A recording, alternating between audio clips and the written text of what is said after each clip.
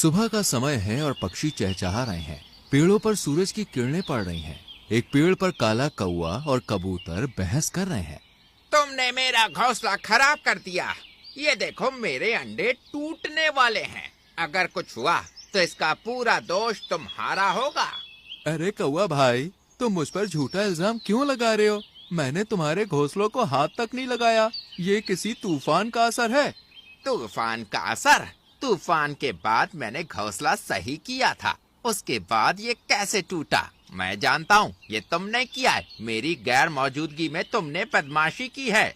मैंने कहा ना, मैंने ऐसा कुछ नहीं किया। क्या तुमने किसी और से पूछा? हो सकता है किसी और जानवर ने गलती से घोंसला तोड़ा हो। किसी और ने नहीं, ये सिर्फ तुम्हारा काम हो सकता है। तुम्हें सजा जरूर मिलेगी। चलो इस मामले को शेर राजा के पास ले चलते हैं। दोनों पक्षी गुस्से में शेर राजा के दरबार की ओर उड़ जाते हैं। शेर राजा का दरबार। शेर एक ऊंचे पत्थर पर बैठा है। पास में हिरन, हाथी और कुछ अन्य जानवर खड़े हैं। काला कौवा और कबूतर तेजी से उड़कर आते हैं।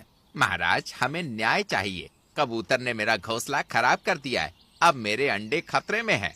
महाराज, ये सरासर झूठ है। मैंने कौवे का घोंसला खराब नहीं किया। मैं तो उसके घोंसले के पास भी नहीं गया।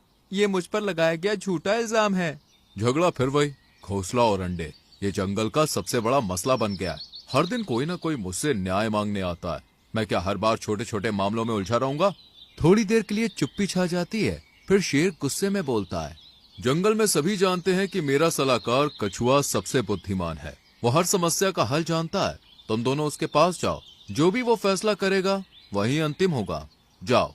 कौवा और कबूतर कछुए के पास जाने के लिए उड़ जाते हैं। शेर फिर आराम से बैठ जाता है। कछुए का ताला। कछुआ पानी के पास धूप सेक रहा है। कुछ छोटे पक्षी और जानवर उसके आसपास इकट्ठे हैं। कौवा और कबूतर वहां पहुंचते हैं। गुरुजी, हमें आपकी मदद चाहिए। महाराज ने हमें आपके पास भेजा है। जंगल का हर मामला मेरे पास ही क्यों आता है? खैर बताओ, अब क्या समस्या है? गुरुजी, काला कौवा मुझ पर इल्जाम लगा रहा है कि मैंने उसका घोंसला खराब कर दिया, पर मैं निर्दोष हूँ। मैंने ऐसा कुछ नहीं किया। गुरुजी, ये झूठ बोल रहा है। मैंने इसे अपने घोंसले के पास देखा था। इसके अलावा और कौन होगा जो मेरा घोंसला तोड़ने की हिम्मत करेगा? कौवे की बात तर्कसंगत लगती है। घोंसला अचानक नहीं टूट सकता। और कबूतर, अगर तुम निर्दोष हो तो क्या तुम्हारे पास अपनी सफाई के लिए कोई सबूत है? सबूत? गुरुजी, मैं अकेला रहता हूँ। मैं कैसे साबित करूँ कि मैंने कुछ नहीं किया? अगर सबूत नहीं है तो मुझे कौवे की बात पर भरोसा करना